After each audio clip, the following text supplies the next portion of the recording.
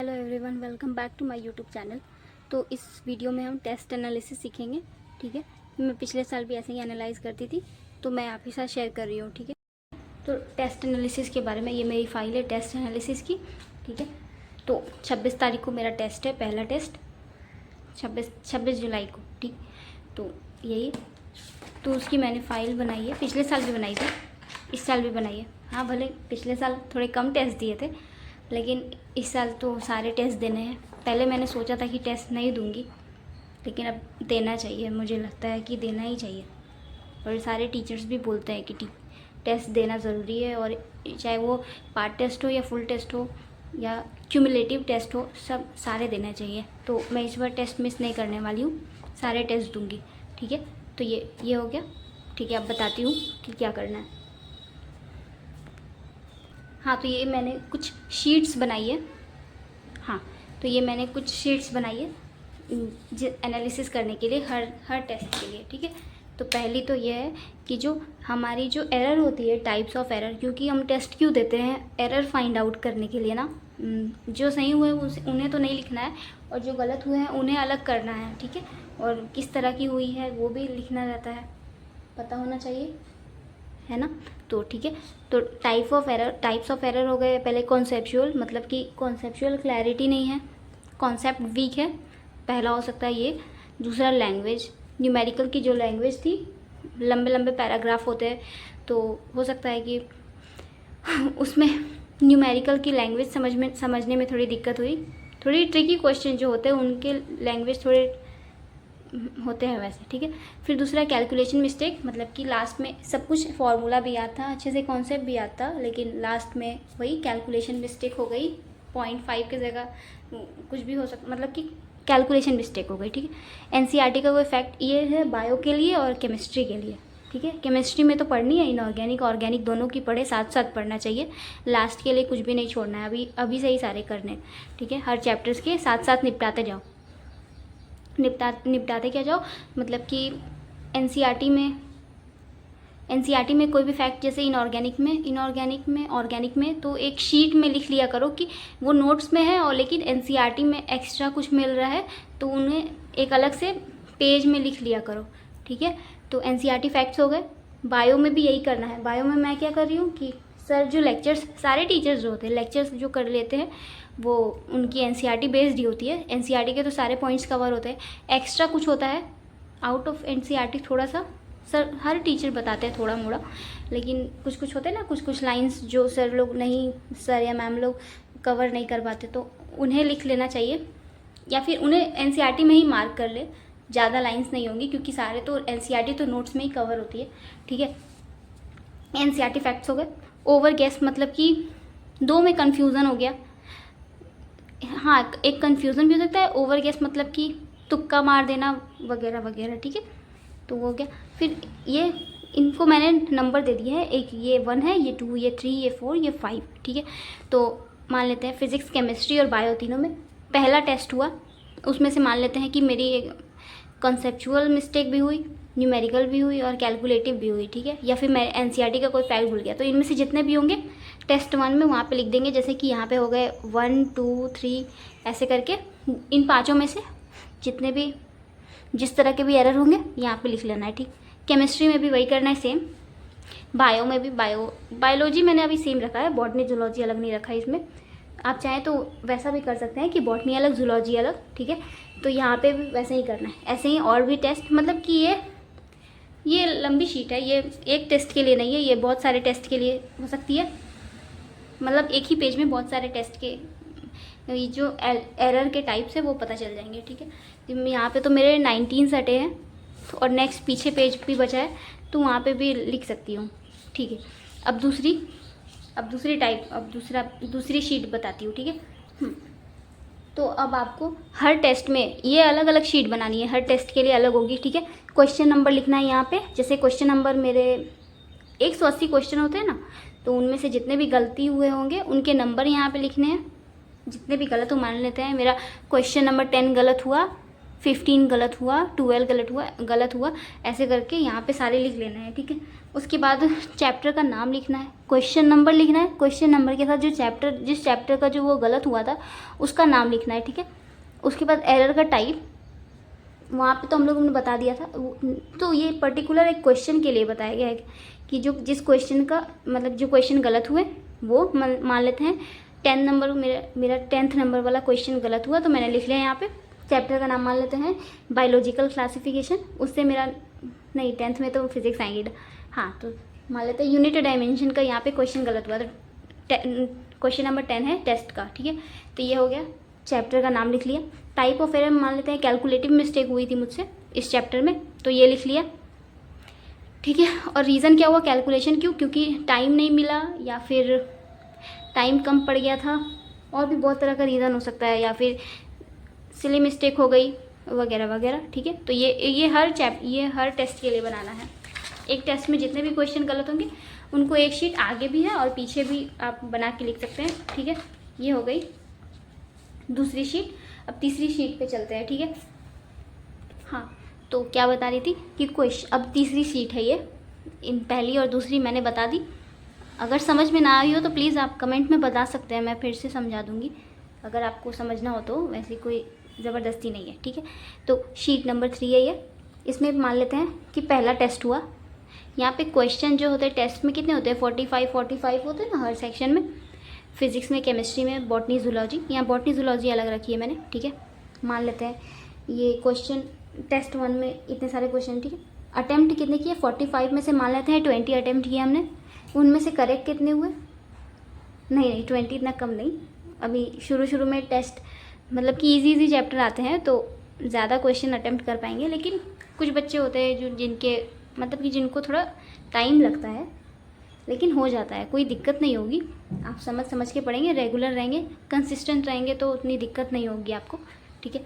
तो फिज़िक्स में मान लेते हैं 30 क्वेश्चन अटैम्प्ट किए, ठीक। 13 में से मान लेते हैं 25 ही सही हुए, ठीक है। 30 अटैम्प्ट किए, 25 सही हुए, तो एक्यूरेसी परसेंटेज निकालना होगा, कैसे, मान लेते हैं x%, 30 क्वेश्चन अटैम्प्ट किए, उसका x% मेरा सही हुआ, ठीक है। तो उसको मैं बताती हूँ एक पेज में, रुकिए। हाँ, तो देखिए जैसे मैंने बोला अभी कि फिज़िक्स में मान लेते हैं 30 क्वेश्चन मैंने अटैम्प्ट किए, जिसमें से मेरे 20 सही हुआ है, ठीक है। तो परसेंटेज एक्यूरेसी कैसे निकाले, तो 30 का मान लेते हैं x% सही हुआ है, ठीक है, और इक्वल्स टू 20 कर दीजिए जितने सही हुए हैं, ठीक। उनकी परसेंटेज निकालनी है ना, तो यहाँ पे परसेंटेज जहाँ होता है जैसे कि 20% है तो 20/100 दिखाता है ना, तो 30 × x/100, ठीक है, इक्वल्स टू 20। अब हमें ये निकालना है, x निकालना है, तो सबसे पहले इसको उधर भेजिए, इसको नीचे करना है, ठीक है। x बराबर हो गया 20, 0 और 2 0 जुड़ गए इधर से, यहाँ नीचे आ गया 30, ये दोनों कट गए, 0 ऊपर बचा 200, नीचे 3, ठीक है। 3 200 कितने बार में कटेगा, 66.7 कुछ इस तरह का आएगा, ठीक है। तो यहाँ पे आ गया मतलब कि 30 क्वेश्चन अटैम्प्ट किए, 20 सही हुए, 20 करेक्ट हुए, और जिसमें से इसकी परसेंटेज एक्यूरेसी कितनी है, एक्यूरेट है 66.7%, ठीक है, इतनी एक्यूरेसी है। तो आप समझ गए, फिर से अगर आपको समझ में ना आया हो तो आप कमेंट में बता सकते हैं, ठीक है। अब बताती हूँ आगे। हाँ, तो क्या बोला था कि क्वेश्चन होते हैं हर टेस्ट में 45, ठीक है, हर सेक्शन में 45 क्वेश्चन होते हैं, उसमें से अटैम्प्ट किए कितने, उनमें से करेक्ट कितने हुए, जितने अटैम्प्ट किए उसमें से कितने करेक्ट हुए, इनकरेक्ट नहीं लिखना है, सिर्फ जितने सही हुए हैं उतने ही लिखना है, ठीक है। और परसेंटेज एक्यूरेसी लेना मैंने आपको सिखा दिया, ठीक है। ऐसे ही केमिस्ट्री में, बॉटनी में, जूलॉजी में, इसके लिए आपको कितनी शीट्स, एक शीट में मतलब 10 टेस्ट का बन सकता है, ठीक है। वो जो सेकंड वाली शीट थी वो आपको हर टेस्ट के लिए बनानी पड़ेगी, और जो पहली वाली और जो थर्ड वाली है, जो ये वाली, वो आप 5 से 10 टेस्ट के लिए मतलब एक ही शीट में हो जाएगी, ठीक है। अब चौथी शीट बताती हूँ मैं, ये हो गया, जैसे आप देखिए यहाँ पे पहले पेज में मेरा 5 टेस्ट मतलब इतने दूर तक अटा, ठीक है, और दूसरे में और 5 अट सकते हैं, तो ये हो गया। या फिर आप दूसरे पेज में भी करना चाहें तो कर सकते हैं, ऐसी कोई दिक्कत नहीं है। तो मैं चौथी शीट के बारे में बताती हूँ, ठीक है। तो ये देखिए, ये चौथी शीट है। पहली हो गई, दूसरी हो गई, तीसरी हो गई। तो पहली और तीसरी सारे टेस्ट के लिए नहीं बनानी है, मतलब कि एक ही शीट में 5 से 10 चैप्टर्स, मतलब 5 से 10 टेस्ट आराम से हो जाएंगे। और दूसरी शीट हर टेस्ट के लिए बनानी है, ये मैंने आपको बता दिया है। अब ये चौथी शीट है, इसमें भी शायद, इसमें भी एक ही शीट में 20 से 25, मेरे तो यहाँ पे 32 अटे हैं, 32 टेस्ट के लिए ये पे हो सकता है, ठीक है। तो ये टेस्ट का नंबर, तो ये टेस्ट नंबर मतलब पहला टेस्ट हुआ, दूसरा, तीसरा, चौथा, जैसे जितने टेस्ट आप दोगे वो सारे आप यहाँ पे अटैच कर सकते हो, सारे लिख सकते हो, ठीक है। टेस्ट नंबर पहला, दूसरा, तो पहला मैं बताती हूँ, मान लेते हैं मैंने फिज़िक्स के लिए मैं पहले से सोच के रखा है कि 60 मिनट में या 1 घंटे 15 मिनट पता नहीं क्या बोलते उसको, तो 1 घंटा 15 मिनट मान लेते हैं फिज़िक्स के लिए। यहाँ मैंने 60 लिख दिया है क्योंकि मैं सोच रही थी कि जो 3 घंटे हैं मैं सोचूं, मैं अभी टेस्ट जो आएंगे वो इजी चैप्टर्स होंगे, मतलब कि उतने हार्ड चैप्टर नहीं है। अभी जो मेन चैप्टर्स है वो बीच में आते हैं सितंबर अक्टूबर के समय में, ठीक है। तो अभी तो बेसिक सी चीज़ें चल रही हैं, ठीक है। तो मान लेते हैं, तो मैं 3 घंटे नहीं, अभी तो तीन घंटे नहीं, थोड़ा 15 मिनट एक्स्ट्रा मिला था, लेकिन फिर अभी पता नहीं CBT मोड होगा कि क्या होगा, तो अभी तो वैसे ही टेस्ट देना होगा OMR शीट में, हाँ ठीक है। तो मैं तो PDF मतलब कि मैं प्रिंट आउट निकलवा के दूंगी, ठीक है, ऐसे मतलब हाँ मुझे वैसे ही ठीक लगता है। अब जब पता चल जाएगा कि CBT मोड है तो कोई टेस्ट सीरीज़ ज्वाइन करनी पड़ेगी, तब देखा जाएगा, अभी तो चलते हैं यहाँ पे, ठीक है। तो मान लेते हैं फिज़िक्स में 60 मिनट्स, केमिस्ट्री में 55 मिनट्स और बायो में टोटल 50 मिनट्स। किसी को इससे कम भी लग सकता है कि ज़्यादा भी लग सकता है, आप अपने अकॉर्डिंग यहाँ पे टाइम लिख सकते हैं कि आपको किस सब्जेक्ट में कितना टाइम देना है टेस्ट के लिए, ठीक है।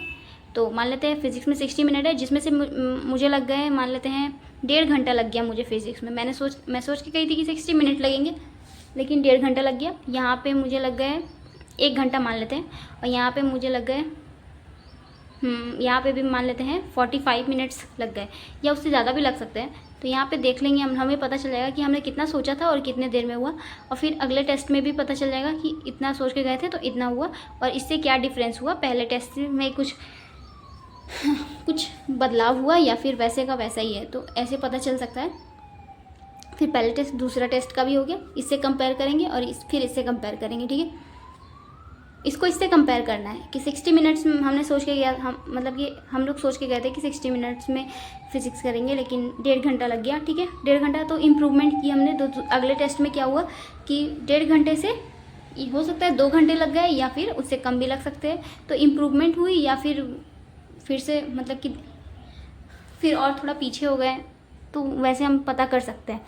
वैसे ही केमिस्ट्री में भी पहले टेस्ट में, दूसरे टेस्ट में और लास्ट में जाके आपको पता चल जाएगा कि आपको हर टेस्ट में, चाहे वो पेपर टफ हो इजी हो, आप उसकी भी एक शीट बना सकते हैं कि पेपर का लेवल कैसा था, ठीक है। हर टेस्ट के लिए टेस्ट का नाम, मतलब कि सीरियल वाइज लिख दीजिएगा टेस्ट नंबर, और उनमें लिख दीजिएगा कि फिज़िक्स कैसी थी, केमिस्ट्री कैसी थी, और बॉटनी और मतलब कि बायो एक साथ कैसी थी, मतलब कि कौन सा टॉपिक हार्ड था, मॉडरेट था, इजी था, या फिर 2 हार्ड थे, एक मॉडरेट था, या फिर सब इजी थे, जिस तरह से।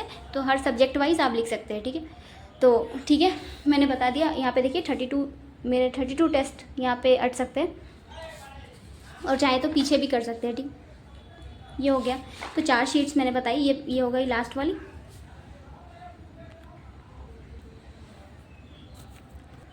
हाँ, तो ये 4 शीट्स बताई मैंने, तो ये लास्ट वाली है, ये थर्ड वाली।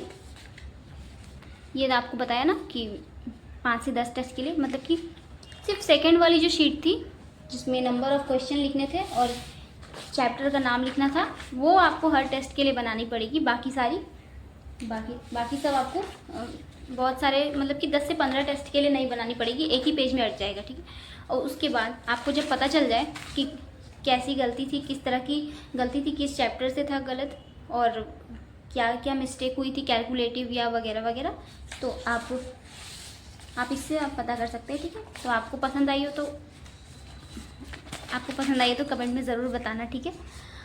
और मिलते हैं नेक्स्ट वीडियो पे। इस वीडियो के लिए बस इतना ही, और चलते हैं पढ़ाई करने, अब बहुत देर हो गया है, ठीक है। तो मिलते हैं नेक्स्ट वीडियो पे। अपना ध्यान रखें।